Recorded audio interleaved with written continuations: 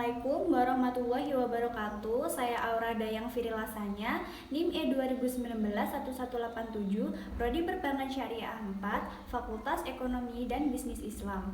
Di sini saya akan menjelaskan kembali tentang ekonomi 2 sektor, 3 sektor, dan 4 sektor guna memenuhi tugas ujian tengah semester dari Bapak Dr. Abdul Wadud Nafis selaku dosen pengampu mata kuliah Ekonomi Makro Islam. Secara teoritis, ekonomi dibagi menjadi 3 macam. Yang pertama, ekonomi 2 sektor atau ekonomi tertutup tanpa kebijakan pemerintah. Yang kedua, ekonomi 3 sektor, ekonomi tertutup dengan kebijakan pemerintah. Dan ekonomi 4 sektor atau ekonomi terbuka. Yang pertama, ekonomi 2 sektor. Konsep perekonomian 2 sektor merupakan konsep perekonomian yang terdiri dari sektor rumah tangga dan sektor perusahaan. Dalam perekonomian 2 sektor, tidak terdapat pajak dan pengeluaran pemerintah.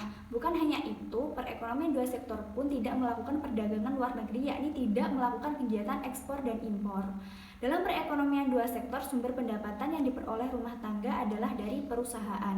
Pendapatan ini meliputi gaji, upah, sewa, bunga, dan keuntungan adalah sama nilainya dengan pendapatan nasional.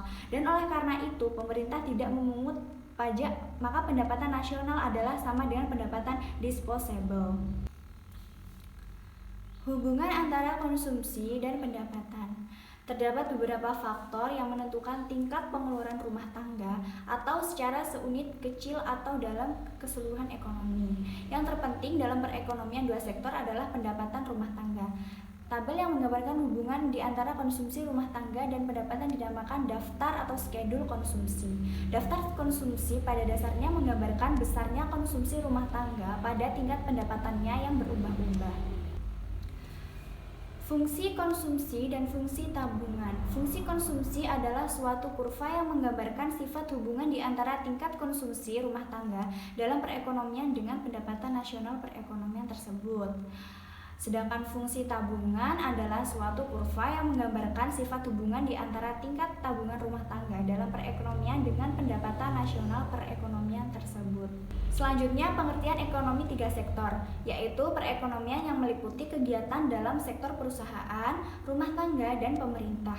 Dengan demikian, dalam menganalisis perekonomian 3 sektor pada hakikatnya akan diperhatikan peranan dan pengaruh pemerintah ke atas kegiatan dalam suatu perekonomian. Perlu diketahui pula bahwa perekonomian 3 sektor juga disebut sebagai perekonomian tertutup. Hal tersebut karena diasumsikan perekonomian tidak berinteraksi dengan dunia internasional. Interaksi ekonomi hanya terjadi dalam negeri, artinya barang atau jasa hanya diproduksi dalam negeri dan hanya akan dikonsumsi oleh sektor rumah tangga dalam negeri. Tidak ada kegiatan ekspor maupun impor, sehingga tidak ada interaksi dengan pihak luar negeri. Keberadaan peran pemerintah dalam perekonomian 3 sektor menjadikan interaksi antara pelaku ekonomi menjadi lebih banyak. Setidaknya ada 4 garis arah interaksi antara pelaku ekonomi yang terjadi hanya dengan penambahan sektor pemerintah. Peran pemerintah pada konsumsi dan tabungan dalam perekonomian 3 sektor.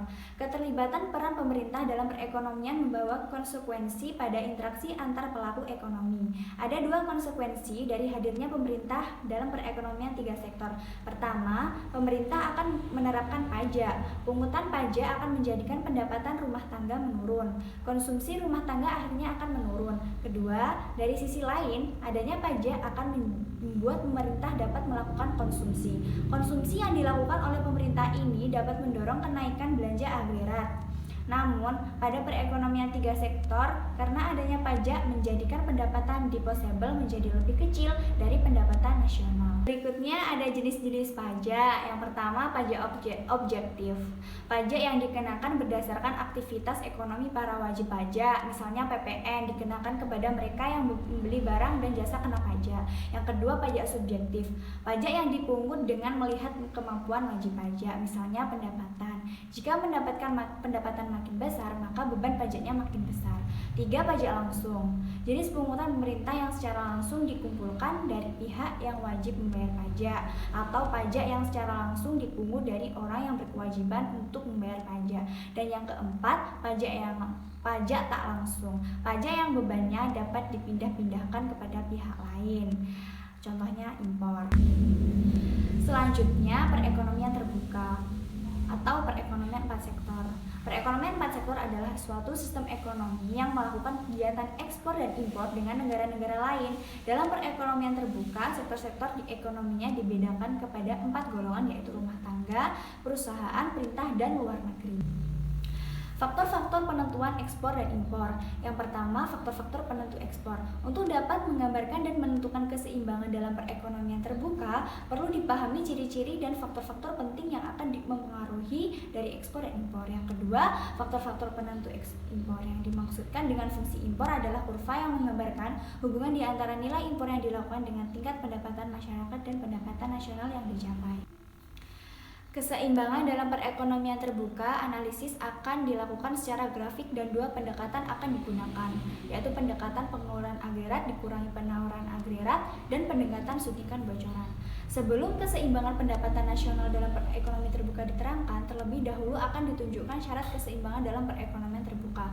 Bagian ini juga akan menerangkan 2 hal, yaitu contoh angka untuk menunjukkan keseimbangan pendapatan dan suatu contoh angka untuk menunjukkan keseimbangan dalam perekonomian terbuka dan perubahan keseimbangan tersebut. Sekian video penjelasan dari saya. Apabila ada kesalahan pengucapan kata, mohon maaf sebesar-besarnya. Wassalamualaikum warahmatullahi wabarakatuh.